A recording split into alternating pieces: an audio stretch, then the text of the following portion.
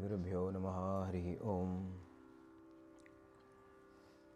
Guru Brahma, Guru Vishnu, Gurudevo Maheshwaraha, Guru Sakshat Parabrahma Tasmai Shri Gurave Namaha. Yo Nityamachyata Padam Bhujegmarugma Vyamohatastaditarani Trinayamene Asmadguroho Bhagavato Siddhaika Sindhoho Ramanujasya Charano Sharanam Prapadhe. Yasya Smarnamatrena Dvaitavasana Pramachyate Bodhatmakaya Namastasmai Bhagavate Shriramana Maharsheye Hridakashe Sadabhantam Shantamanandarupinam Jnanabhanam Hambande Sadgurum Shri Satyasayinam Mantrayaminam Satchidananda Swarupam Hridyastiti Sadabhati Priyam Nikala Nigamartha Saram Yasya Saramuni Janavandya Patabjadvandvam Bhakta Chittaviramam Yatta Prasarati Parimala Prema Pravaham Tameva Mama Sarvam Viharati Prashanti Nalaye Sakshat Brahmatattvam Janmadyasya Yathonvayaditarataschattesha Vignaswarat Tene Brahma Hridaya Adikavaye Muhyanti Yat Surayah Tejo Vari Mridam Yatha Vinimayo Yatra Sargo Mrisha Dhamna Svena Sada Nirastakuhakam Satyam Param Dhimahi Dharma Projyadagaitavottara Paramo Nirmatsaranam Satam Vedyam Vastavamatra Vastu Shivadam Tapatrayon Śrīmad Bhāgavate Mahamuni-krute Kimva Parair Ishvara Sadyo Hridyavarudyate Trakritibihi Susrushivestakshanat Nigama Kalpataror Galitam Phalam Shukamukad Amrita Drava Samyutam Pibata Bhagavatam Rasam Alayam Muhuraho Rasika Bhavivavakaha Yam Pravrajantamanupeta Krityam Dvaipayano Virhakatara Juhava Putreti Tanmayataya Taravobine Dustam Sarvabhuta Hridayam Munim Anatosmi Yasvanubhavam Akila Shrutisaramekam Adhyatma Deepam Atititir Shatam Tamondham Samsarinam Karunayaha Purana Guhyam Tam Vyasasunum Upayami Gurum Muninam Narayanam Namaskritya Naram Chaiva Narottamam Devim Saraswatim Vyasam Tato Jayamudirayet Kasmayena Vibhasito Yamatulo Jnana Pradipapura Tadrupena Chanarada Yamunaye Krishnaya Tadrupina Yogindraya Tadatmanata Bhagavadrataya Karunyata Tachuddham Vimalam Vishokam Amritam Satyam Param Dhimahi Nama Sankirthanam Yasya Sarva Papa Pranashanam Pranamo Dukkha Shamanahastam Namami Harim Param Sarvatra Govindanama Sankirthanam Hara Namaః Parvati Pataye.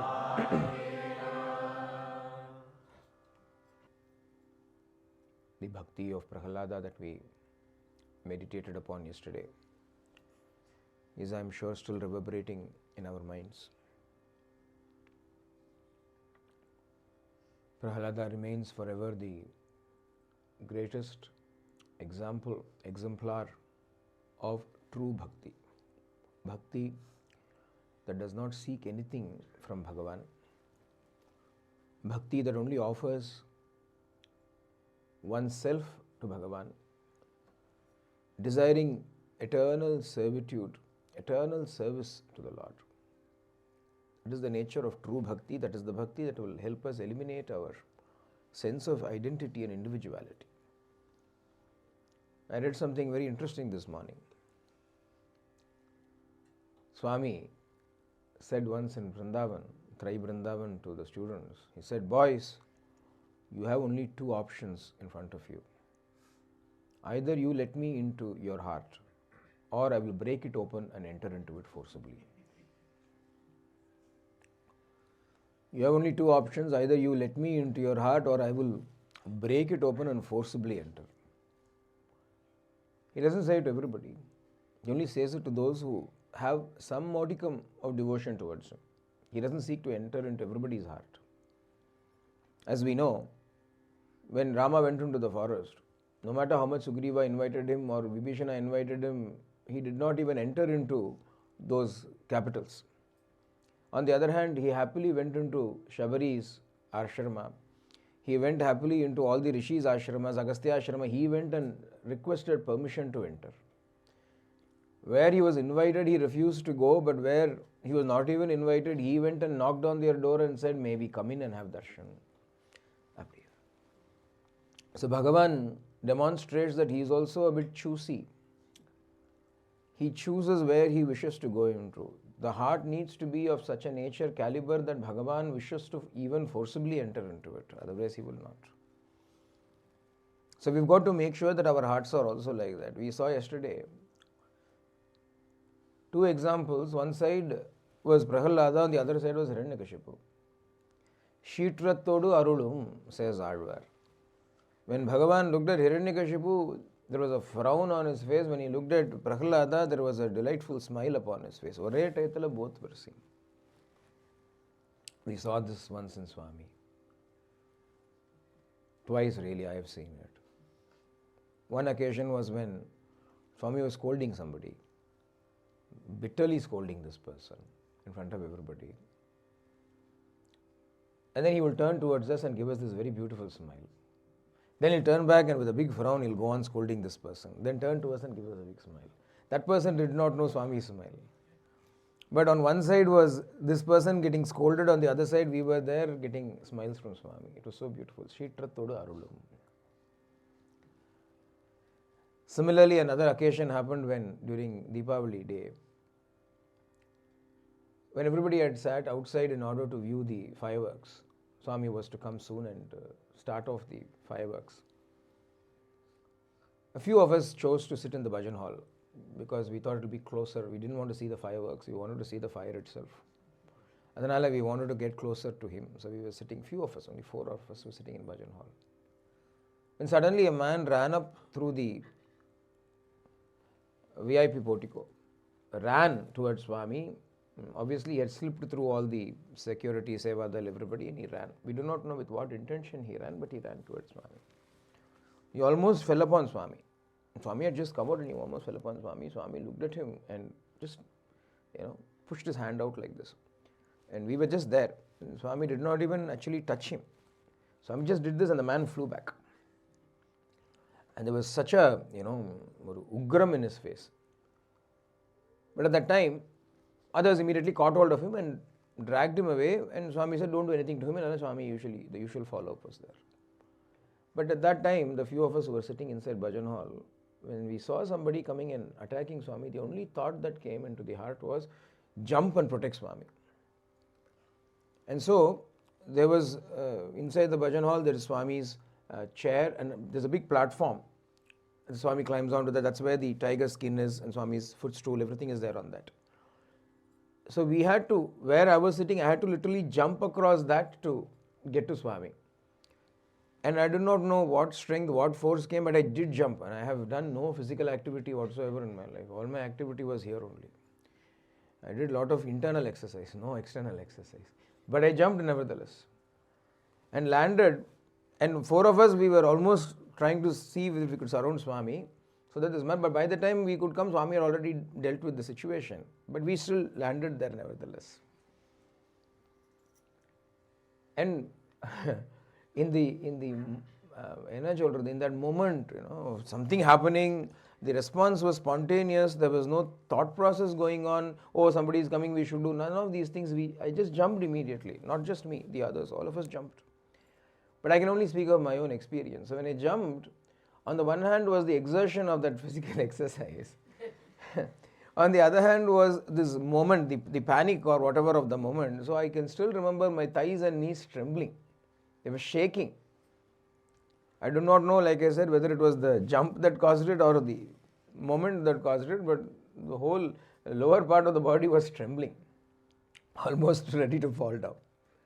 And Swami turned towards us. Swami's face was like, this fierce look upon his face when he pushed this man, but he turned towards us and there was this expression upon his face that simply cannot be described. I'm afraid languages have not yet invented words that can do justice to that expression on Swami's face. He looked at us and said, Bhayapatipoyara. In Telugu he asked us, Bhayapatipoyara, did you become frightened? Were you all frightened? Years later, when I read Narasimhavataram in Bhagavatam, this is the moment that stood in front of me, where others may say, oh, we do not know Narasimha. I know and I have seen how this Narasimha would have been at that time between Hiranyakashipu and Prahalada, because we were there watching, witnessing it. That Arulodu Shetram, when he turned towards that man, there was such a fierce look upon his face, and then when he turned towards that fierceness, apadiye instantaneously vanished, was replaced by this concern. Can we call it motherly concern? It was something even more than that. That is why I said no words for it. Bhayapattipoyara.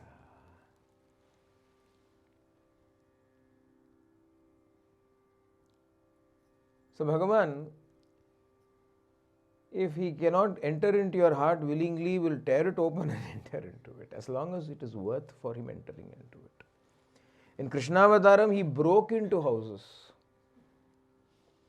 In Krishnavadaram also, that is what he did. It is not exclusively Ramavataram. Krishnavataram also, what did he do? He broke into the house to steal the butter.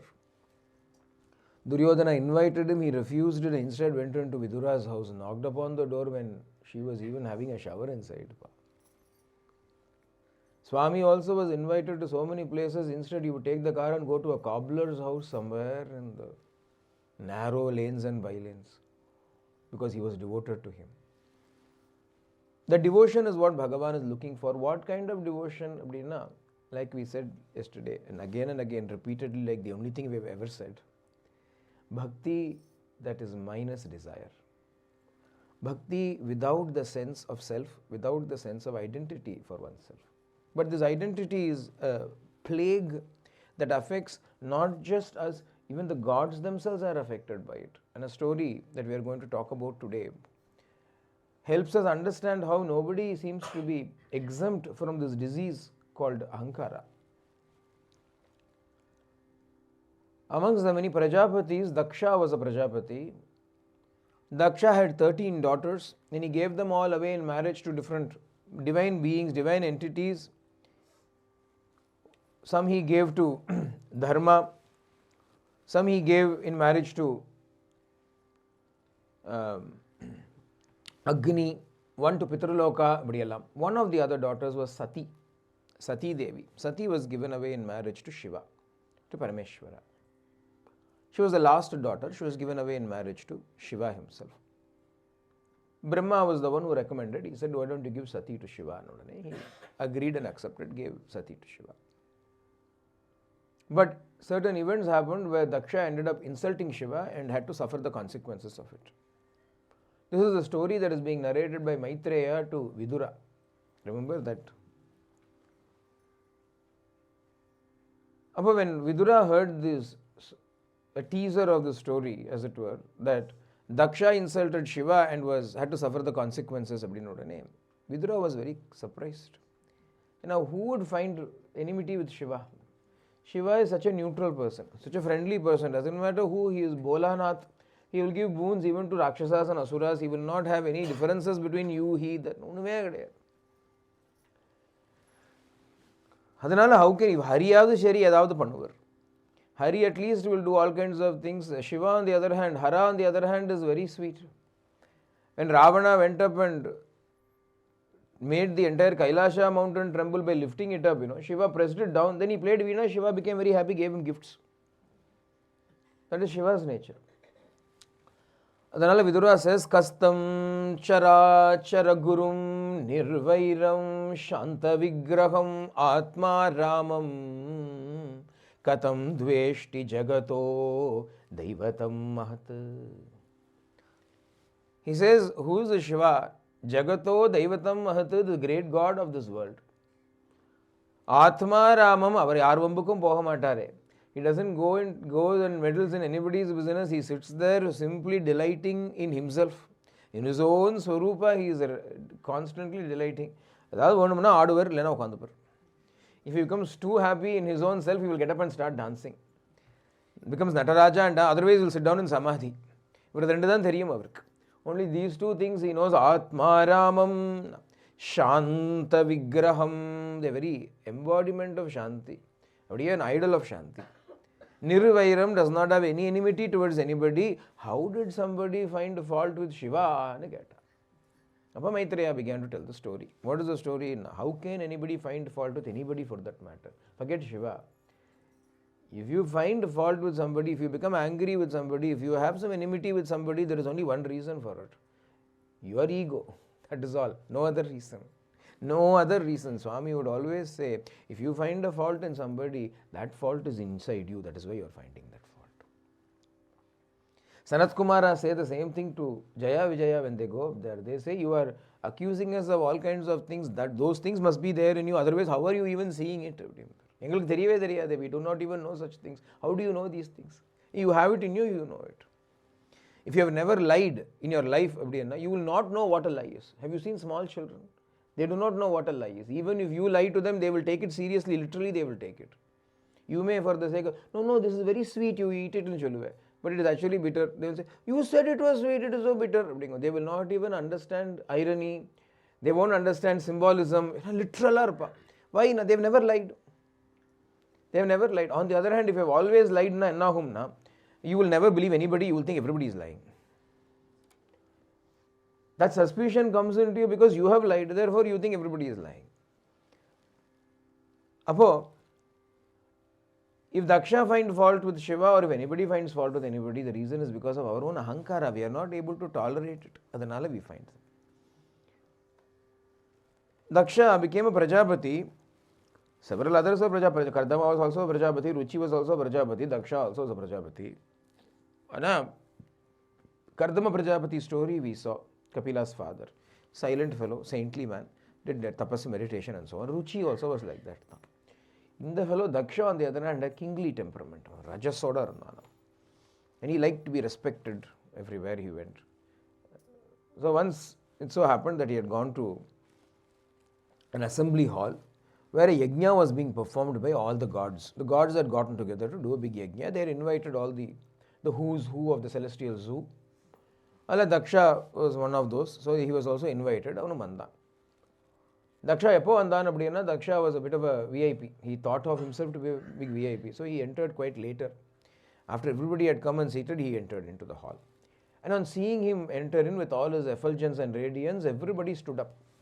All the people who had assembled there, the gods, everybody stood up. Only two people had not stood up. One was Brahma. Brahma was his father. Brahma was Daksha's father, so he sat down, he didn't get up. The other was Shiva. Shiva, who was Daksha's son-in-law, also kept sitting. He didn't get up. Why did Shiva not get up? No, Shiva never got up for anybody. He got up only when he wanted to dance. Otherwise, he will keep sitting down only. A differentiation was not there in him. These people came, now I should stand up. Those people came, I can afford to sit down. He did not calculate. He was immersed in himself, he sat quietly. But Daksha Prajapati, who entered in, immediately saw everybody getting up and he was very happy. He twirled his mustache. And I walk in, everybody gets up. And then his eyes fell on Shiva, who didn't get up. Brahma also, but Brahma is another. He's a dad, what to do? Let him be. But this fellow, after all, my son-in-law. In status, he's my son-in-law. He should have gotten up to welcome me, receive me. Why did he not get up? He's insulting me. On the one hand was the adoration of everybody. Partha, really speaking, so many fellows got up. He should be happy with so many fellows getting up. One fellow did not get up. But instead, so many people getting up did not matter so much to him as the one who did not get up. So he focused his entire attention on Shiva. And he said to all the devas in such a wonderful assembly, I am saying these words only because I want to preserve the respect of this gathering, but amongst all of you, there is one person sitting here who thinks you are all fools. He thinks he is so great that he doesn't even want to stand up. This Shiva, what kind of a fellow is he? He has no manners whatsoever. He is filled with so much ego that he doesn't get up. After all, what manners would a man know who roams around naked in the cremation grounds, if at all? He applies the Shava Bhasma, the ashes that have come from burning the corpses, that he applies all over his body, wears a garland of skulls. If he's coming out in public, he'll take a tiger skin or something and wrap around his waist and come out. Snakes crawl all over him. The Madri or fellow, Brahma, my father, I don't know what caught into him. He told me, and so I gave my daughter in marriage to this chap.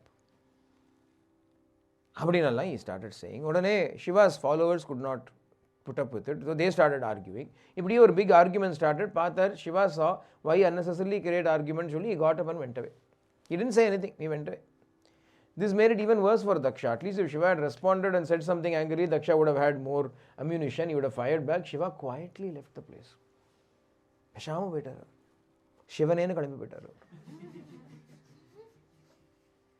Namak enthukku vambunu betaru. Shambhunu betaru. Vambu anda namakku. Shambhu valliyo avaru. Daksha became very angry. His anger was not mollified. Somehow the yajna all went, everybody tried to pacify him, but all that was not enough. He went back and he said, I'm going to do a big yajna bigger than what the Devas did. The whole purpose of this is to get revenge on Shiva, no other reason.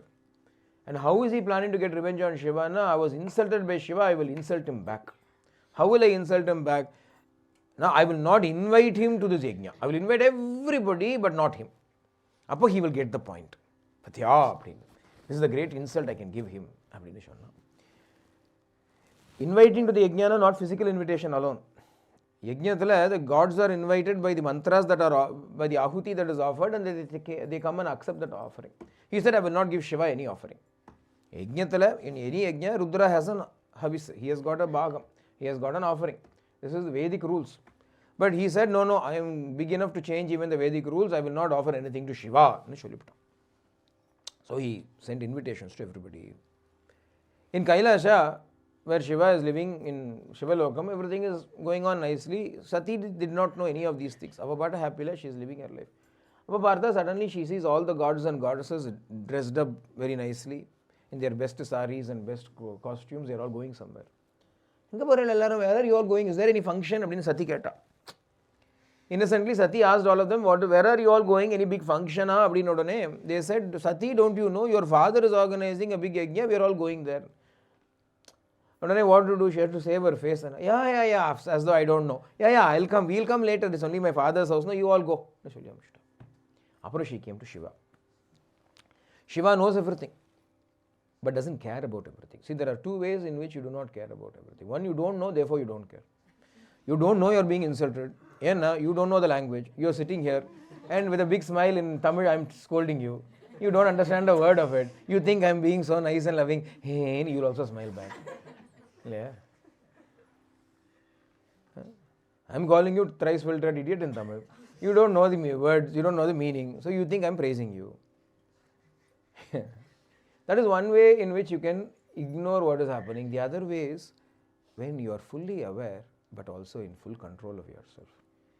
You are fully aware that you are being insulted, but you couldn't care less. You are insulting. I also want to insult myself only. I also want to. Who are you insulting? You cannot insult the Atma. You yourself are the Atma. Now, your words cannot even touch the Atma. Yatha vasho nivartante aprapya manasa sahani. Even your mind cannot come and touch the Atma. I am the Atma. Nothing can affect me. As far as your words are being targeted, that is only towards the ego. I also want to destroy the ego. I am also wanting to bash the ego. If you are going to bash my ego for me, I should actually thank you and pay you something in return for it. You are doing my job for me. I should be bashing this ego, you are bashing it. Once a person came to Ramana Bhagavan and he said, Bhagavan, they bully me in the town. They tease me, they scold me, I feel very bad, I don't know what to do, Bhagavan, tell me what to do. I can't take it. They keep scolding me, they say all kinds of things about me, what do I do? Bhagavan looked at him and said, you also join and scold yourself. You also join in that. If somebody calls you an idiot and you say, no, what an idiot I am, no? Have you seen a greater idiot than me? What will happen? They will be on the backtracking, they will say, no, you're not that bad. Don't put yourself down so much. They will start consoling you. It's inevitable. You try it and see this will happen. I gave an example once. One of our people, she was scolded at work. She was very upset that a big person in the work scolded her. She was very upset. I said, you go and tell that person next day, you tell her, I thought about it. I was initially angry, but you're so right. I'm so incompetent. I'm so bad. You try, tell it and see, will you dare to do it? And she went and did it. And that person actually responded in the same way. No, you're not that bad. Was I that harsh? I only said it because, I wanted you to improve. Don't take it bad. And they became good friends after that. I remember I was sitting here and telling that. sitting on this platform, I told her, and it worked. This is human nature. This is how it will work. As long as you resist, they'll keep bashing you. If you also agree, there's no fun in bashing you after that. You also start bashing yourself. What kind of a madman is this? Better leave him alone. They'll let you go. You can be happy. This is the way to happiness. We don't want to be, so we start yelling and doing all kinds of things. Shiva knows everything and he keeps quiet. You say whatever you want. Even in the Daksha Yajnam, the previous Yajnam, when Daksha was insulting, Daksha called him all kinds of names. This fellow goes into the smashana, he goes into the cremation ground, he wears snakes upon his neck, he has a skull garland around his neck, he has matted locks upon his hair, he wears tiger skin around his waist. Insult. Shiva did not consider this as an insult. He thought Daksha is so filled with devotion to me, singing bhajans. Vyagrambharadhara vibhuti sundara sai shambho shankara. Vyagrambharadhara vibhuti sundara. We sing bhajans. Vyagrambharadhara means one who is tied up in a tiger skin. Vibhuti sundarana, one who has applied basma bhushitanga, one who has applied ashes all around. Nagha bharana, one who has got snakes as an ornament. We sing and make it a bhajan, it is praise. If Daksha says the same thing, it is an insult, and Shiva couldn't tell the difference. He said, Daksha is singing bhajans. What a nice father-in-law. He is singing my bhajans. So he was very happy. Ella perspective dane. See, if you understand this one secret, nobody can make you sad.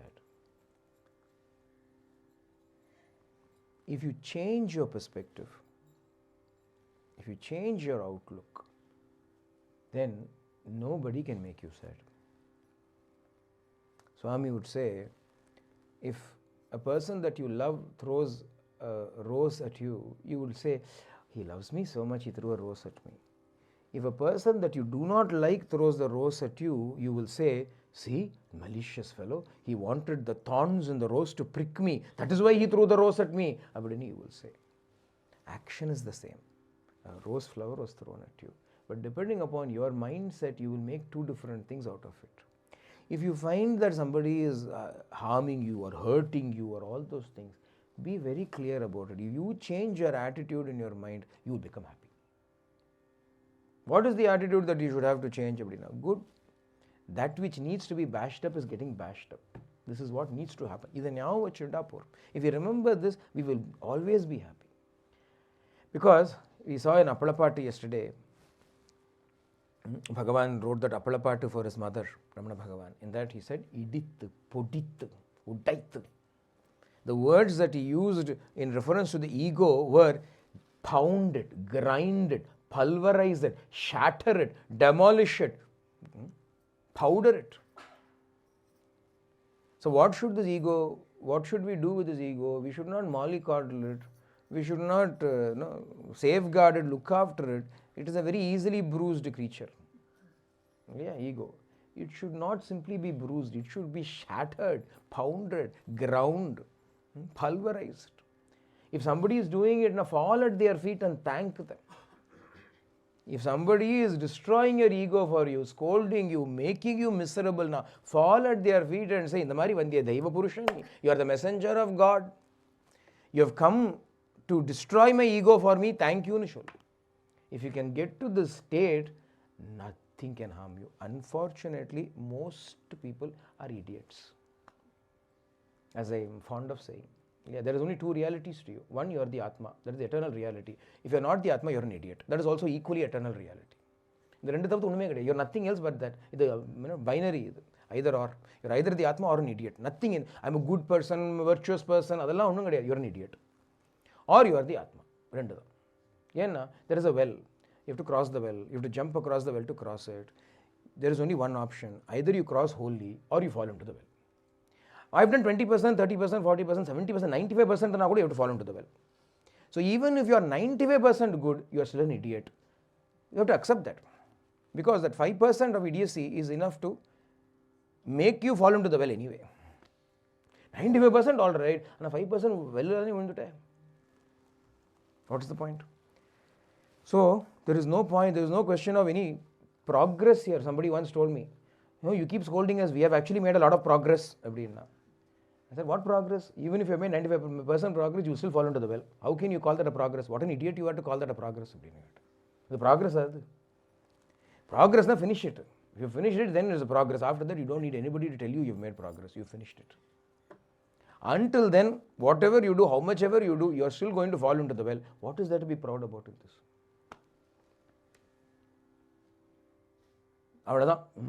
Do or die.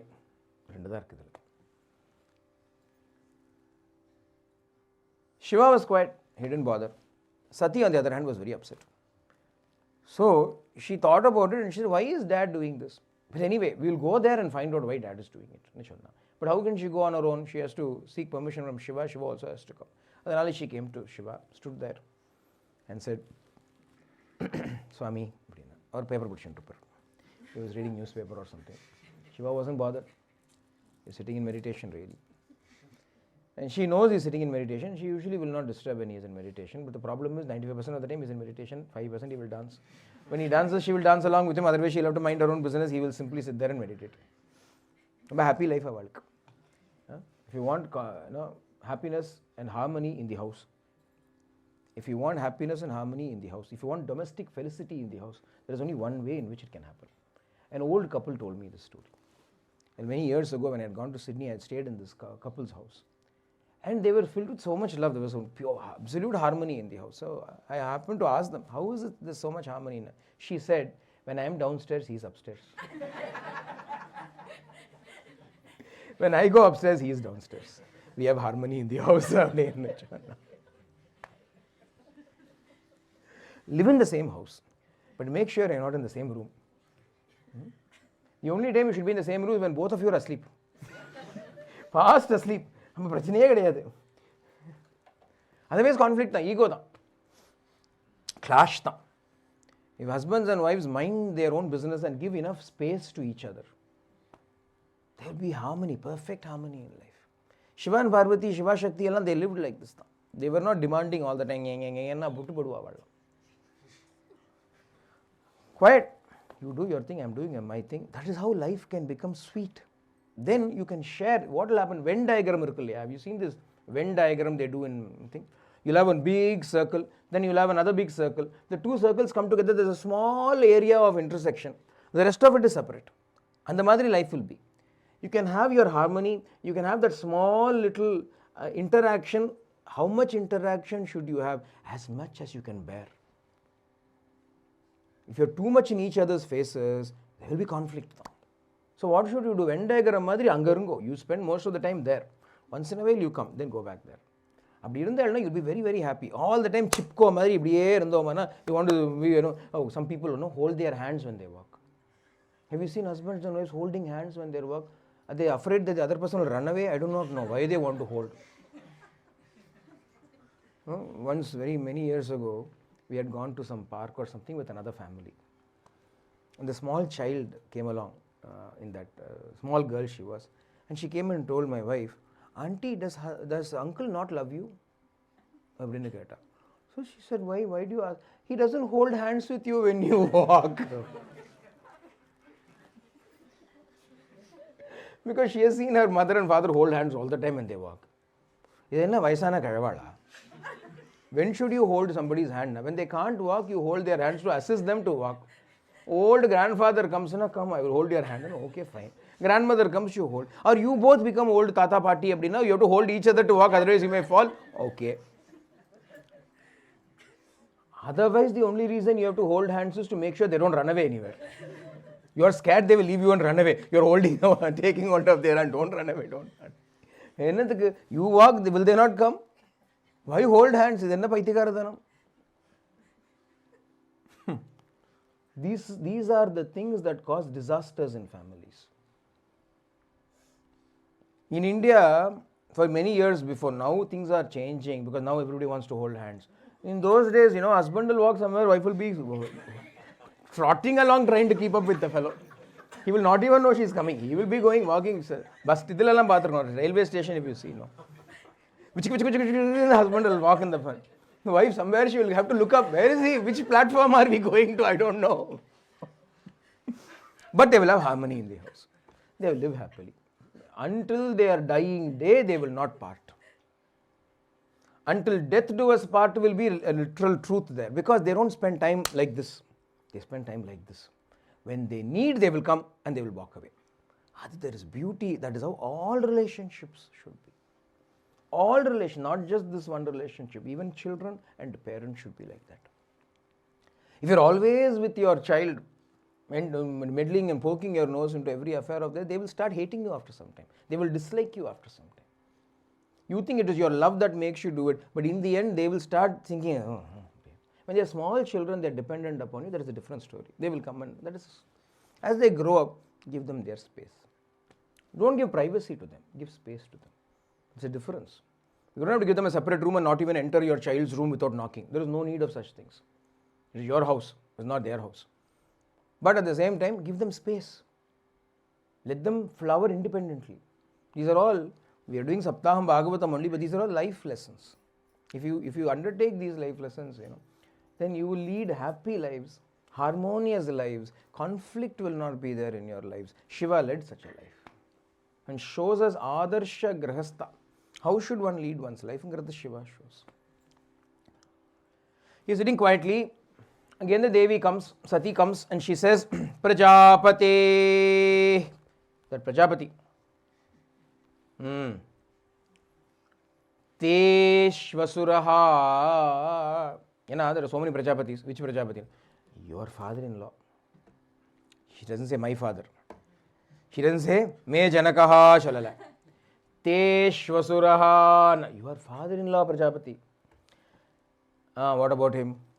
Sampraptam niryapito yajna mahotsava kila. He is doing some great mahotsavam, yajna mahotsavam, it seems. So, what about it? No, if you desire, we can also attend it. And Shiva smiled and said, did you get an invitation? No. Then how can we go? Why invitation to go to one's own father's house? Not only that, it is a yajna. Shastra say, Shastram, she has to quote the Shastram to get her view, to get her way. Shastra say even uninvited one can go to pujas, yajnas, these kind of places we can go. That's correct, that is all right. But when we have been specifically excluded, invitations have been sent out to everyone except us. It means it is not an oversight. It is not an oversight. It is a very careful insight. He looked at with the magnifying glass, he has looked to make sure our name was not in the list. So why go there and create conflict? When somebody doesn't want you to come, why go and put your face in front of them and make them also miserable, ourselves also miserable? No need to go. You will stay here. Apo, Sati says something very nice, very interesting. The shloka is there in the Bhagavatam. I love this shloka. Yenna, Sati Devi is saying, Tasmin bhaginyo mama bhartrabhis svakaihi dhruvam gamishyanti suhrut dikshavaha aham cha tasmin bhavata vikamaye sahopanitam paribarhamarhitum. Two words are there in the shloka, which is why I like this shloka. Ennadinna? Mama, aham. Two words are there. Mama, mine, aham, I. My sisters are all going. My family is celebrating. My friends will all be there. I also want to go. I also want to take part. I and mine are there. And who is she talking to with I and mine? Sakshat Parameshwara. Jnanamurti. Jnana Swarupan. Bhagavan is abdiye jnanam. In front of Parameshwara, she comes and says, me, mine. If you go and say this somewhere else, it is okay. In front of me, you are saying me and mine. Anna. This I and mine reach up all the way to Sati Devi also. The individuality. Patipesharam. Thannilappai ennakatru sadippan. How to learn the art of losing this individuality when even people like Sati Devi are culprits, victims. I want to go. My sisters, my family. I and mine came. Oh. Is that the real reason? You want to see your family? No, also that I have to give a piece of my mind to my father. How can he do such a thing? How can he insult you like this? I will go and set everything right. Otherwise, how can you visit my father's house?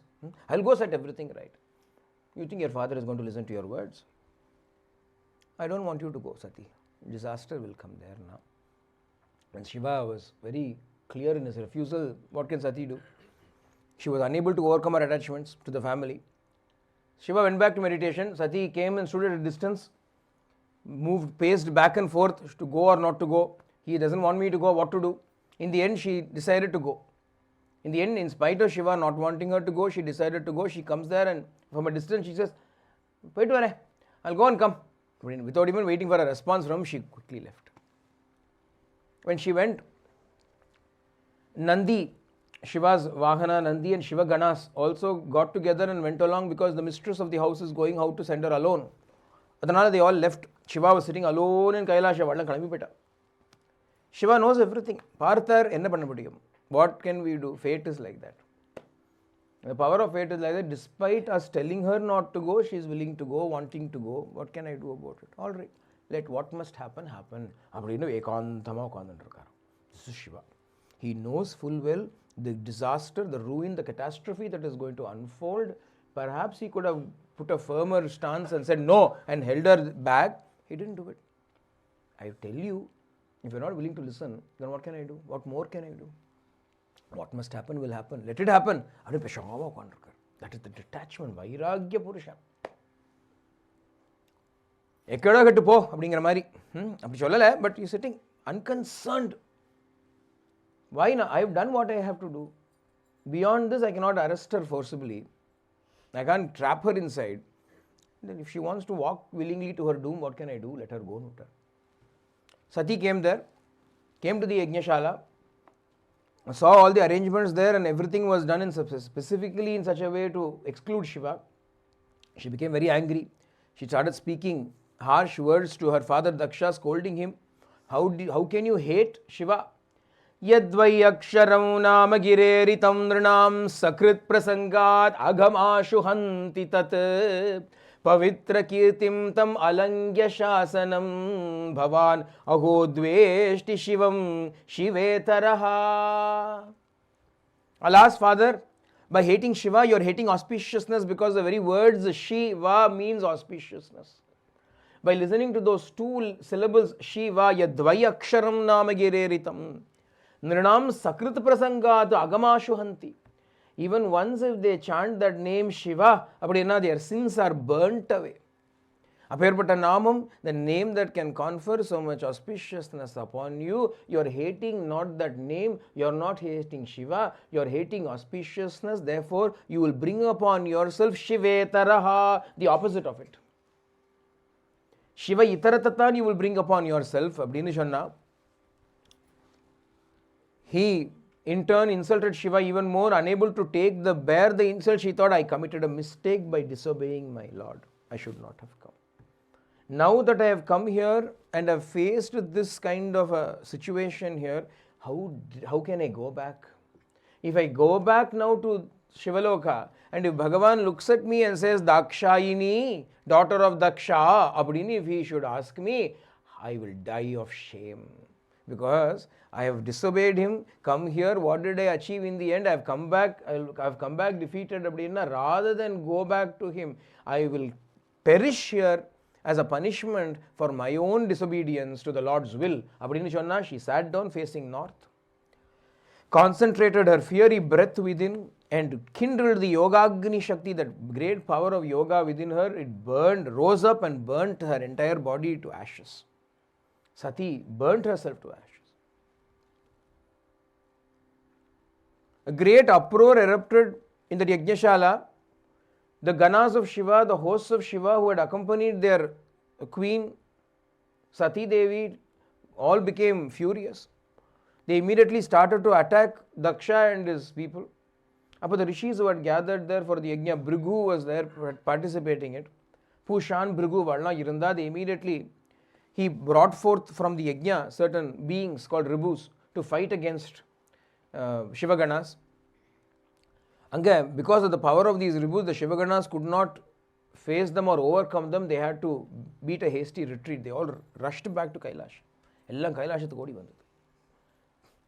இப்போ கைலாசத்துக்கு வந்த உடனே அங்கே mean time before they good come to Kailasha, Narada who knows everything that is happening had already arrived in Kailasha. அங்கே வந்துட்டார் அவர்.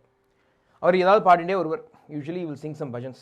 Whenever he comes, he will sing nice bhajans in praise of the deity to whom he is going to see, naturally.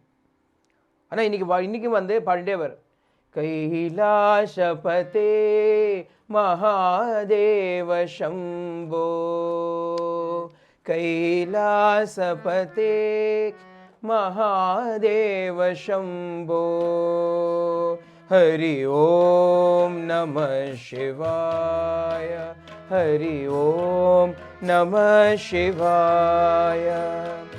हे शिव शंकर हे साई शंकर ओम नमः शिवाय. हे त्रिपुरारी भव भयहारी ओम नमः शिवाय. हे प्रलयंकर हर हर शंकर ओम नमः शिवाय. ओम नमः शिवाय साई ओम नमः शिवाय. ओम नमः शिवाय साई ओम नमः शिवाय. शिवाय नमः ओम नमः शिवाय. हे प्रलयंकरा हे रुद्रा அப்படின்னு சொல்லிட்டே வந்தார். Knowing everything, Shiva opened his eyes and said, why this bhajan today? Why this particular song today? Kannudaya vallale, oh Lord with 3 eyes. Why 3 eyes and everybody has got only 2 eyes? You've got 3 eyes, past, present, future, what is unhidden from you. You know everything that is happening. You know what has happened in Daksha Yajna, don't you? Yeah, I know. What to do? I told Sati not to go. She did not wish to listen. What can I do? But then Narada said, Swami, such equanimity is very nice. Very nice. A yogi like you, Yogishwara like you, you should naturally show such equanimity only. But consider for a moment, what kind of an example does this set? If people like Daksha want to do whatever they want, and nobody is to punish them, nobody is to bring them to task, then what will happen? What will happen to the world? Everybody will start doing these things. If a respected Prajapati sets an example, then people will follow that and say, Daksha did this, we will also do it. And actually they will start changing Vedas. They will start manipulating things. Adhanale we should not let it be like this. Udane Shiva Janarappa, Narada, if I do something, it will look like an act of petty revenge. It doesn't suit my standard, my status. It doesn't matter. Small minds will think like that, but really the truth, those who know the truth will understand Daksha deserves punishment. You have got to do something. அப்படியெல்லாம் சொல்லி பார்த்தா அப்போ Sivan நினச்சார், all right, okay, I don't want to do anything, but you want me to do something about it, very well. If this is the will of the Supreme, let it be so. அப்படின்னார். In the meantime, all the Ganas came running back and said, Swami, our Devi has burnt herself, she is reduced to ashes. அப்படின்னா உடனே Shiva tore a lock of hair from his head and threw it down, manifesting his own tamoguna within. அப்படின்னு சொல்றது Bhagavatam. சும்மா பண்ணலையாம் பகவான். He manifested the tamoguna from within him, which causes anger and such things. Hatred எல்லாம் தமோகுணத்திலேருந்து வருது. அது சாதாரணமாக இருக்காது. When he is sitting in சத்வகுணம், குணாதீத ஸ்திதியில் nothing can come. அதனால in order to bring this about, he manifested his tamoguna, pulled out a lock of hair, threw it upon the ground. From that lock of hair arose a being, a demon, a fearsome creature, standing as tall as the sky itself, black in complexion but bright like sun. ஒரு black sun மாதிரி இருக்கான் அவன். Wearing a garland of skulls, human skulls, he laughed and he said, Swami, Lord, Master, command me, what should I do? அப்படின்னா Bhagavan gave him a name, Veerabhadra. Command all of my associates, my Bhutaganas, go and destroy the Daksha Yajna where your master was insulted and your mistress had given up her life. Sharini Shottu, Veerabhadra went. Commanded thus by Shiva, fierce Veerabhadra, along with all the attendants, hundreds of Rudra's attendants, all marched there. Armed with a trident in his hand, Veerabhadra himself looked like as though he could kill Yama also. The god of death also could be killed by him. Appadi ponana. Anga poi they wreaked havoc in the entire Yajnashala there. Bhrigu was the fellow who brought out the Ribus to fight against Bhutaganas. Adhanala Veerabhadra caught hold of Ribhu and said, you dare to attack my people when they were only righteously defending their mistress, therefore you need to be punished for this. What was the punishment he gave Bhrigu? Or Dadi Mishala Vachindrupar. He had a nice luxurious beard and mustache. Veerabhadra sat him down and ripped apart his mustache and beard from his face. எப்படி இருக்கும்னு நினைச்சு பாரு. Bhagan ஒருத்தன் இருந்தான். Bhaga was also there. What Bhaga was doing was he was encouraging Bhrigu. He was moving his eyebrows. Wait, do அப்படின்னா he was doing. அதனால Veerabhadra blinded Bhaga's eyes. He poked his eyes out. Pushan இருந்தான் ஒருத்தன். He was laughing at the whole show, showing his teeth. அதனால சொன்னா, you've been given teeth for what purpose? To bite and chew. Instead you are unnecessarily showing your teeth and laughing. அதனால what should be done அப்படின்னா, he knocked out Pushan's teeth out. Knocked out. இன்னிக்குமே for Pushan any offering is done அப்படின்னா, only pasty offerings are offered to him. Crisp offerings are not offered because he has no teeth. Our Pushan ஆயிட்டார். Pushan became Pushan.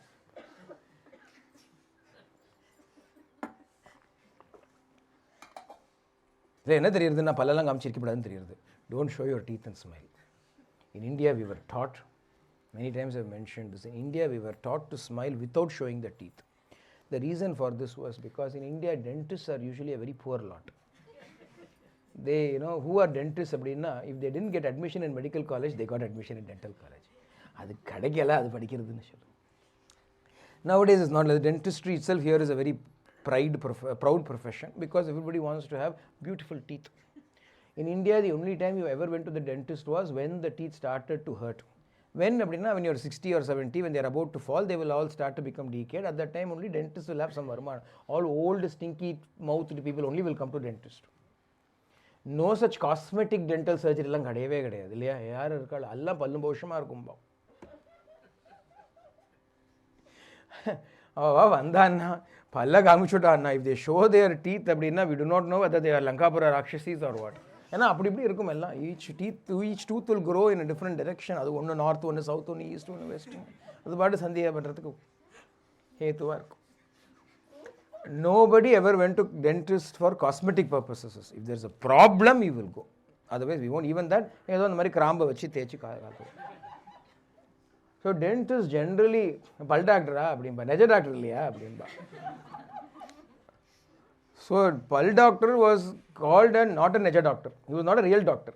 Dentistனா not a real doctor. அதான் என்றைக்குமே இந்த ஊரில் தான் அப்படி இல்லை. Here what they do அப்படின்னா, they make sure that you can show your teeth and smile. Whenever you have to smile also, they say ஈன்னு சிரிக்குங்கள் எல்லாம்.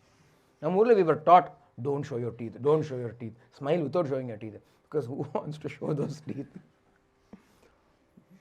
If you've seen Swami also, no, rarely you would see Swami's teeth. Swami would smile and Swami had beautiful teeth, but he would smile in such a way that teeth won't be seen. அது ஒரு அழகு. புன்முறுவல்னு சொல்லுவோம் அதெல்லாம். What kind of a smell? Mandahasam. But a gentle smile with the lips curling up, but that much is ஈன்னு சிரிப்பு கிடையாது. So Pushan's teeth were knocked out. You are not using your teeth to chew. Instead you're using it to show. Forget it. அப்படின்னு சொல்லிட்டு he knocked the teeth out. Then he sat on Daksha's chest and tried to separate Daksha's head from the body. And Daksha had so much tapashakti that no matter what he tried, all his weapons were not of any use. In the end, Veerabhadra did not know what to do. He prayed to Shiva, Swami, I am trying to do only your command, fulfill your command, help me. Then when he opened his eyes, he saw the sacrificial area, the Bali Peetam, sacrificial altar where ceremoniously an animal would be given and offered in sacrifice. Adhanal he brought Daksha there, put his head there and used that ceremonial blade to chop off his head. In killing Daksha in this manner, they all returned to Kailasha. Allah Kailashatuku vandachu. Appo the devas were terrified. Seeing what had happened, they were all terrified. All the fellows, Brahma very wisely did not attend this yajna at all. Our sent a sick leave. Sorry, I recuse myself. I am chucking a sickie அப்படின்னு விட்டார் அவர். பிரம்மா எனக்கு ஏதோ வரல. One of my noses is blocked slightly. 4 noses, 8 nostrils. ஒரு nostril is blocked. அதனால் 1/8. அதனால் I cannot come அப்படின்னு விட்டார். He did not come. Srimad Narayana never bothered. Bhagavan never bothered going to any yajna. அது தசரத யஜ்ஞத்துக்கு ஏன்னா தான் பிறக்கணுங்கிறதுக்காக போனார். Otherwise he also did not come. He kept quiet. He also didn't want to get into this mess. Brahma very cleverly also did not get into this mess. All the devas ஈன்னு பல்ல கழிச்சு போச்சு. Devas went showing their teeth. So they were terrified now because they thought we've all attended, they all saw the Veerabhadra abdi or glance panna. Veerabhadra before going, he looked to see who all were present. Roll call Madri. So you'll go and submit this to Shiva, we are all finished, we don't know what is going to happen. Abdina, they all went to Brahma, fell at Brahma's feet, save us, save us, save us. What happened? Shiva is angry, Shiva will destroy all of us. Shiva will not destroy all of us. I know Shiva's nature. Very compassionate he is. He will not do anything. We are very scared. You come with us and pacify him. We want to go and say sorry to him, but we don't dare to go alone. You come along, we'll hide behind you and we'll go. Sari, what to do? All right. Brahma led them all to Shivalokam. They all came. Anga partha enna irukku appadina a beautiful garden, forest, literally. And the forest la a big tree, Vatavriksham. Under that Vatavriksham, there is a strange sight. Chitram Vatataror Mule Vriddha Sishyaha Guror Yuva Gurostu Mahuna Vyakhyanam Shishyastu Chinna Samshaya. An extraordinary scene. A quiet scene, a peaceful scene, a tranquil scene. Masil Veenayum Malai Madiyamum Vishitendralum வீங்கிளவேனிலும் மூஷுவண்டரை பொய்கையும் போன்றதே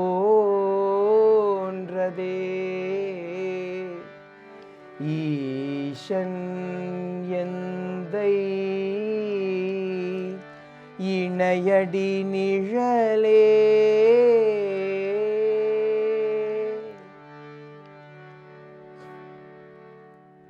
Upper Thirunavukarasharoda Devaram, where he says, how is the shadow that is cast by Shiva's feet, under which we are all resting, how is that shadow? Masil Veenayum, like the flawless sound of Veena. When the Veena is played without any mistake, such a melodious sound, and the Masil Veenayum Malai Madiyamum. And the evening time, the full moon is arisen. How wonderful that scene would be. Like the flawless Veena, like the full moon at evening. Visitendralum, like the Malayamaruta breeze that blows so sweetly, bringing fragrance of the flowers along with it. Vingilavenilum, Ilavenil, that mild sunlight. And the Madri or Moosu Vandarai Poigayum Pondrade, like a lake that is filled with blossoming lotuses where the bees are humming around making that sweet ringar noise. Such is Ishan Yandai Inayadi Nijale. Shiva's lotus feet are giving such tranquility, such peace. This is the scene that meets all of them. Shanti. Is this the Shiva that was dancing in Raudram a little while ago? This is the real nature. In order to do a task, he may once in a while get up and seem as though he is angry. And essential nature is Shantam. Shivam Shantam. Shiva sitting like that. In the part that Brahma looked at all the Devas. See, what did I tell you? What did I tell you? This is Shiva. Come, let us go. Let us surrender to the Shiva. He will not hold in his heart any enmity towards anybody, any malice towards anybody. Let us surrender to him. And he brings all of them. They all go near Shiva and fall at his feet. Shiva Shankara Parvati Ramana Shiva Shankara Parvati Ramana Gangadhara Bhuvana Bharana Sharanagata Vandita Charana Karunakara Bhavabhayaharana Karunakara Bhavabhayaharana Shiva Shankara Parvati Ramana. Bhagavan looked at all of them. Brahma said, the Devas are afraid. They do not know your nature. You are Bhavabhaya Harana. You are the destroyer of all fear. Marana Bhayam Mikula Ammakkal Aranaga Marana Bhavam Illa Maheshan Sharaname Sharvar. Those who are afflicted with fear will be freed from all fear when they come and fall at your feet. They do not realize this. They are afraid to fall at your feet. If you fall at his feet, fear goes away now. They are afraid to fall at the feet of he who destroys fear. Shiva pacified them. Shiva said, in this world, we must understand that Ahankara alone brings the greatest ruin to everybody. Sati was afflicted with the same disorder as Daksha was. In both cases, a lesson was meted out to them. It was their own doing that brought that lesson to them. Aham Amana Sati declared, how did her end become? Daksha also said, I was insulted, I will show him. See what happened to Daksha.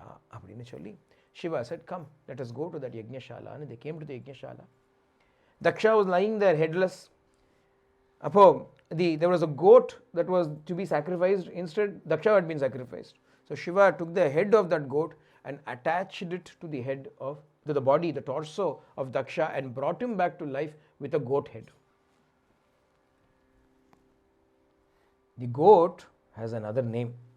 Mekaraha annu peraduk. Me appadinu sollum. How does the goat bleat? Appadina me nu sollum illaya. Me means me. So the goat always keeps saying me. That is why the goat is offered as a sacrifice in the yajna. We are not offering a poor goat. We are offering that meanness, the I-ness in us as a sacrifice in the yajna. Adukku symbolism dhaan goat anga. Ana mekaran irukku goat. Adanala that head of the goat was attached to Daksha to remind him to be careful not to say me again. Daksha came back to life, fell at Shiva's feet and craved pardon. He said, I have committed a grave mistake against you. Please forgive me, Nishannam. Shiva forgave him, said, let the yajna be completed. Yajna was completed. When yajna was completed, Sakshat Bhagavan himself appeared out of it. Yajna Purusha Śrīmad Narayana appeared out of the yajna. Brahma was there, Bhagavan was there, Shiva was there, all three, the Trimurti, the three. Our philosophy says not two but one. Advaita Vedanta says not two but one. Can there be three? No, not three but one. Although they appear as three, they are actually one. Aham Brahma cha Sharvascha Jagataha Karanam Param Atmeshwara Upadrishta Swayam Drikka Visheshanaha. Bhagavan Srimad Narayana, who appears out of the yajna because he is the Yajna Purusha, the one who is sanctified by all yajnas, who is propitiated by all yajnas, is Bhagavan only. Adanala, when Bhagavan appeared there to receive the final Purnahuti, he declared to the assembled gathering there, this Brahma, this Shiva or me are the same. There is no difference between us three. We are all the same eternal witness Tananga. Just as a person does not distinguish between his own head, hands or feet, so seeing any differences between Brahma, Shiva or myself is foolish. We are the same principle. Abdina he declared, don't look at our forms and think we are the forms. We are not the forms. We are the Atma. Abdina avali chulu. We are supposed to think of ourselves as the Atma and not the body. Will Bhagavan think he is the body? How foolish it is for us to superimpose a body on Bhagavan and say he is this and not that. We ourselves are the Atma, not the body. From Bhagavan matram body anna. Adanala Bhagavan means Atmeshwara Upadrashta Swayam Drik Avisheshanahana. There is no distinction, differences between us. We are the same. In this manner, those who have this ahankara in them, have to undergo such difficulties. In the story, actually, Maitreya Mahamuni completes the story to Vidura saying, those who listen to the story and remember the story and implement it in their lives will be free from all egoistic tendencies. Palashruti adak. Ahankara will leave us and go if we listen to the story, remember the story. Kada keta poradu. Remember the story and then you listen to the story and then you go on saying me, what is the point? The story is a warning, the story is a reminder, and therefore we have to take that reminder on board and give up this ahankara, lose our identity. So far we have seen stories where identity was lost in bhakti. Kunti or Bhishma or Narada or Prahlada, all of these examples, they lost their identity through bhakti. And inge Sati and Daksha Prajapati also lost their identity, but through very harsh lessons. Harsh means we have to choose what means we've got to adopt for it. As Swami says, either you allow me into your heart or I will break my way into it. When he breaks his way into it, it is not a pleasant experience. When we throw open our doors and say, Swagatam Krishna, Sharanagatam Krishna, Anandama Bhagavan will walk in, swaying gracefully, he will walk in. Lalita Lavanyama, he will walk in. On the other hand, if we close our hearts and not let him in, then he will take Virabhadra Rupa, he will become Raudra Rudran, and he will dance his ways, shattering everything, chopping heads left, right and center, he will enter into the heart. It is our choice. Ibadiya, the story of Daksha Yajna is completed. Next in the Bhagavatam comes the story of Dhruva. This is again another beautiful story, also to do with the same tendencies of I and mine. Manu, Swayambhuva Manu Pati Shaunamalya, Manu had two sons, Uttanapada and Priyavrata. Uttanapada had two wives, Suniti and Suruchi, and two sons, one by each. Suniti gave birth to Dhruva, Suruchi gave birth to Uttama. Uttanapada, names are not so important, but they also are symbolisms only. Uttanapada means one whose foot is lifted above his head. Uttanapada. Padamna feet, Uttanamna lifted in artham, uplifted foot in artham meaning. What does that mean? He was not standing firm, steadily and stably, he was instead upside down. He had got his priorities upside down. Anybody who has their priorities mixed up is Uttanapada. How did he get his priorities mixed up? He had two wives, Suniti, Suruchi. Niti appadina right, that which is right. Ruchi na that which is taste. Niti is that which is beneficial, Ruchi is that which is pleasant. There is Shreyas and there is Preyas.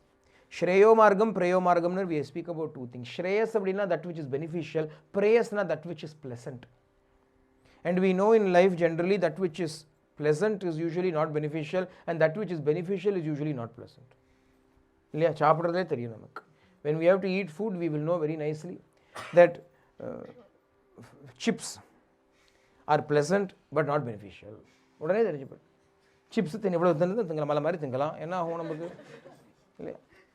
what will happen to the body instead? Now? You can keep on thrashing. No matter how many chips, you can keep eating. Moorish and vera cholra adukku peru pudusha. Namakku more mukkutu tharadan theriyum. Ivalukku moorish ellam theriyarudhu. Adanal they will keep eating. Is it good for us? If it is pleasant, it is not good. If it is good, it is most likely not pleasant. Yeah. Salad. Some people who were born as rabbits in their previous birth will like lettuce in this birth. Otherwise, generally, salad. Chips versus salad. What will people prefer? Yeah, the chips vechutu. The salad vechutu. What would you like? Chips salad. Yeah, that which is beneficial is not. I had gone to Mosville once, and they had made a nice dish, and it was done in a very healthy way. So when somebody was eating it, they ate it and said, "Tastes very healthy." Oh, it tastes very healthy. That means what? So tasty, but it's healthy. What to do? Yeah, if you make cake with plain flour, how airy and light it is and so on. If we make it with atta, whole wheat flour is good for health. We will make cake with whole wheat flour. That's cake. That's enna cake mudiyum.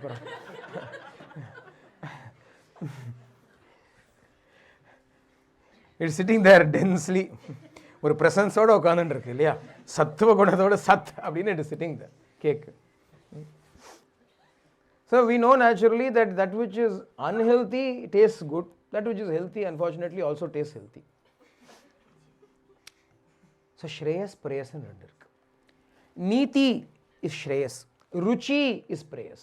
If you give importance to your taste rather than what is right, then you will also become Uttana Pada, upside down, because 2 wives he had, but he favored one wife over the other. He favored Ruchi over Niti. He preferred Suruchi over Suniti. Suruchi was his favorite wife. There is symbolism now. It's a story, but here's the intelligence of our rishis. They take a story, which is a real story, but they also make sure that the highest lessons emerge from what otherwise would be merely a story. Dhruva was the son of Suniti. Uttama was the son of Suruchi. Because of him favoring Suruchi, Uttama had a higher position in the family, in the palace. One day, little Dhruva walked into the father's chambers, father's room, when he saw father sitting on the throne. Mother Suruchi was by the side. His own mother was not nearby anywhere. She was not allowed. And Uttama was sitting on the lap of his father. His half brother was sitting on the lap of the father. He said he is half brother, half the lap is his, other half is mine. He ran up to sit on the other lap of his father. Instead, he received a rude slap from Suruchi. A verbal slap, not a physical slap, a verbal slap. Instead of lap, he got a slap. Avachanna, hey, stop. Who do you think you are? What do you think you are doing? How dare you go and sit upon the king's lap? Do you have designs on the throne? This throne can never be yours. It will always be my son Uttama's. It is your misfortune to have been born to that woman, that wretched woman. Perhaps go do tapasya, propitiate the Lord. Maybe in your next birth you may be born from my womb, and then you may sit upon father's lap. Go. The boy looked at the father. Suruchi, after all, is a stepmother. Naturally, she will say these things. My own father, he looked, but the father sheepishly looked down.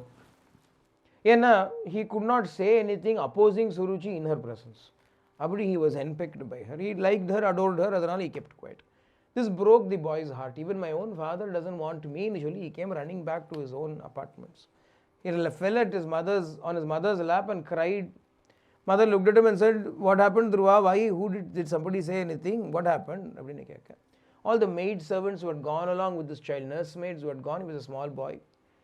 So he could not be let unaccompanied. The small boy, when he had gone, these maids had gone, they came back and they narrated the entire setup of events that had happened. This is what had happened. Suniti also started to cry. Alas, my misfortune is such. Indeed, that mother Suruchi was right. What she said was right. Perhaps you should have been born to her. She is able to make her son sit on the throne itself. I can't even get to make you sit on your own father's lap. Alas, our life is like this. But anyway, Avachanna, don't blame anybody's son. This is Niti. She says, let us not blame others for our own misfortunes. Our misfortunes are our karma. They are only instruments that are bringing to us our karma. The fruits of our actions are coming to us. I have done some sin, you have done some sin in the past, as a result of which we have to suffer like this. Why blame her for it? Let us not blame anybody. Then what should I do? The child asked. Suniti said, there's only one person who can help us in this juncture. When your own father is not able to help you, doesn't want to help you, your father doesn't want to help you, your mother is not able to help you, you as a child, you look up to your parents, they are not superhumans here, they also cannot do everything. Therefore, there is only one person who can help anybody and everybody. Yaranna, Bhagavan alone can help us. Ideal mother is Suniti. What should we teach our children? If you can teach them to depend on God, there is nothing more you need to teach them after that. If you teach them to talk to God, if you teach them to take their problems to God, instead of coming with the problems to you, Amma, what do I do? Now, take it to God. Tell God. Go and tell God. Teach them to talk to Bhagavan. From the earliest childhood, they have to start this. Otherwise, they will end up like you. Nothing to be proud of. Some parents say, I want my children to be like me. I laugh at them. I feel like vomiting. I said, what? Look at your face. Are you not enough for this world? You want one more like you in this world?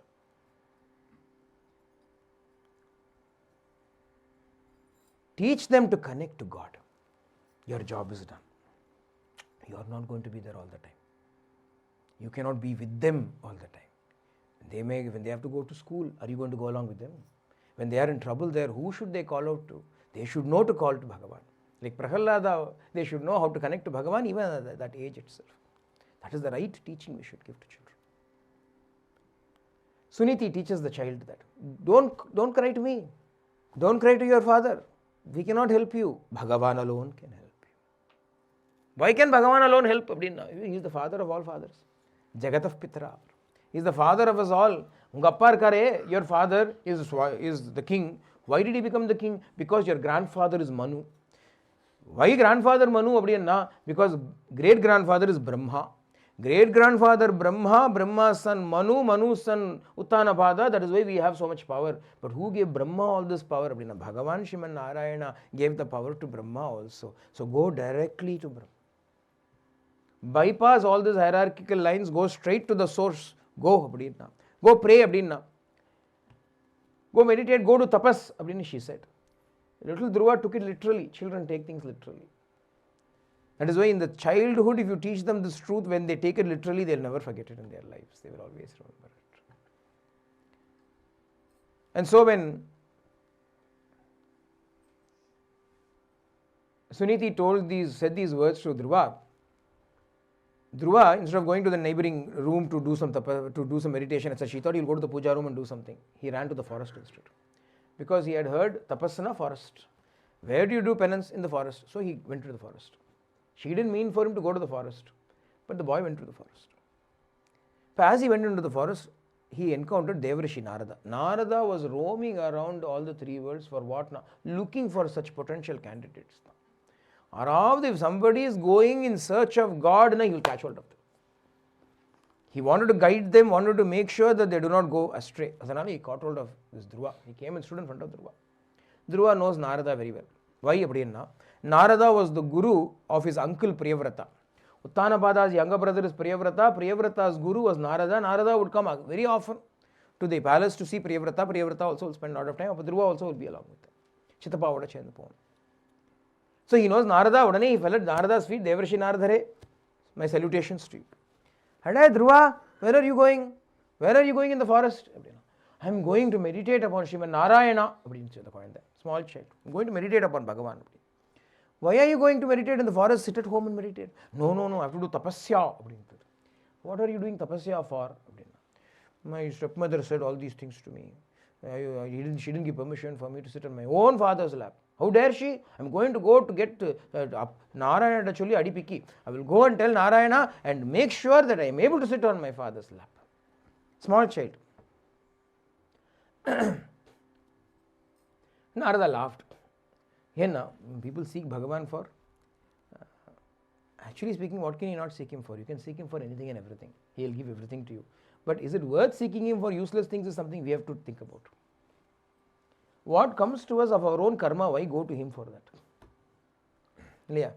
Yallavase nija karmopatam vitam tena vinodaya chetam. Your karma has already ordained certain things for you that will come as a result of karma. Whether you do something about it or not, nothing is going to happen. The sun will rise tomorrow morning. Even if you stay up the whole night doing tapasya for the sun to rise, or you sleep beautifully, you sleep forgetting about the sun will rise tomorrow. It has nothing to do with you. The sun's rising has got nothing to do with your efforts. So also, what you are going to get in your life now has got very little to do with your current efforts. They are dependent on your past efforts. What is going to happen in the future maybe is dependent upon today's efforts. But what is happening today is already dependent upon past efforts. So, there is no point in worrying our heads too much about it. So, why go to Bhagavan to pray for this? Go home, child. Forest is not so easy. Your nursemates will not be there with you. Nobody will give food to you right on time. wild beasts wander around there. You will not even make a mid-afternoon snack for them. Mid-morning snack, when another 10 minutes we will go for a break and eat something. Like that, you will not even amount to that much for them. Go back. No, I cannot go back. I have come. Now that I have come, I cannot go back. I have to worship him, I have to adore him, I have to get his blessings. But Narada said, do you know what you are going to do? Do you know how to do it? You say you want to go and worship the Lord Narayana, do tapasya. Do you know how to? Dhruva was a quick thinking lad. On his feet, he thought, fell at the feet of Narada, and he said, you guide me. Now that you have come, you have to guide me how to propitiate the Lord. Please guide me. Shircha, Narada laughed. Get up. You haven't thought of it at all properly. Listen, you want to go and meditate on the Lord, but the reason why you are going is because you are upset with how you have been treated in the house. Do you know that those who seek the Lord should first know how to handle with equanimity all these ups and downs of life? You should not think of these things as very important. Let them be. Dhruva said, I can't. I understand what you are saying, but I can't. I have Kshatriya blood in me.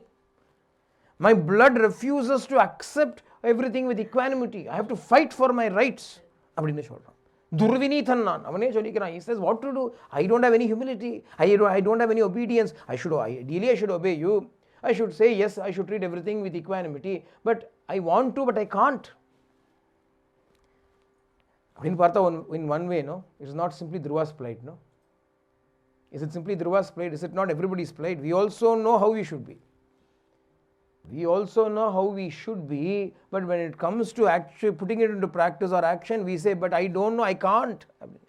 I don't want to be, but I don't know how to not be. I am angry. Yeah, I don't want to be angry, but I can't help being angry. I don't want to tell a lie, but when I open my mouth, only lies come. What to do? People are complaining. Dhruva's case is also like this. I don't want to lack equanimity, but I don't have it. What to do? What can I do? So, instead of dissuading me, you tell me how to go and get the Lord. Narada considered it all and said, all right, this fellow, let him go this way. He will learn his lessons. But at the same time, I cannot really dissuade somebody who is seeking God. No matter what purpose he is seeking God for, I have to encourage it. Even though the reason is not perfect, still he is at least seeking God instead of seeking somebody else. He didn't go to the enemy's kingdom and say, come attack my father and give the throne to me. He is seeking Bhagavan. It is still right. Narada called the child and gave him some instructions. And he said, go. If you go in this direction, you will reach the banks of Yamuna river. This place is a very holy place. It is called Madhuvana. Bhagavan loves that place. Bhagavan loves that place so much that in the future, he will take an incarnation and stay by the banks of this Yamuna. At that time, this Madhuvana will be called Vrindavana. In the Vrindavanam, he will live. And the Madhuvanatku, go to the Madhuvana. Control your mind, worship the Lord, meditate upon him, visualize his enchanting form within your heart. And while you do so, I will give you a mantra. A 12-syllabled mantra, use that mantra also. Along with that mantra, meditate upon him. Enna mantra appadina? Dvadasakshari mantra, 12-syllabled, Om Namo Bhagavate Vasudevaya mantra. Narada gives that mantra, Om Namo Bhagavate Vasudevaya. Om Namo Bhagavate Vasudevaya. Om Namo Bhagavate Vasudevaya. Govindam Gokulanandam Gopalam Gopi Vallabham Pitambaram Padmanabham Padmaksham Purushottamam Pavitram Paramanandam Tam Vande Parameshwaram.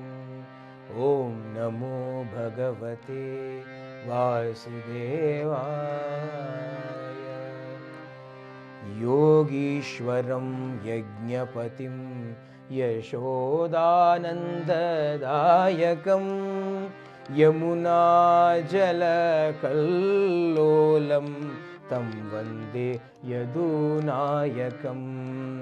Vamanam Vishwarupam Cha Vasudevam Cha Vitthalam Vishveshwaram Vibhinyasam Tam Vande Vedavallabham. Om Namo Bhagavate Vasudevaya.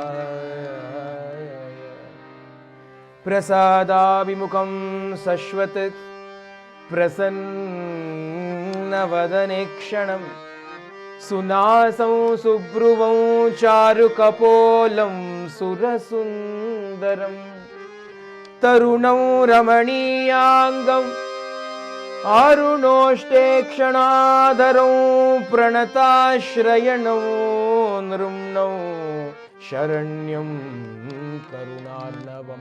Om Namo Bhagavate Vasudevaya.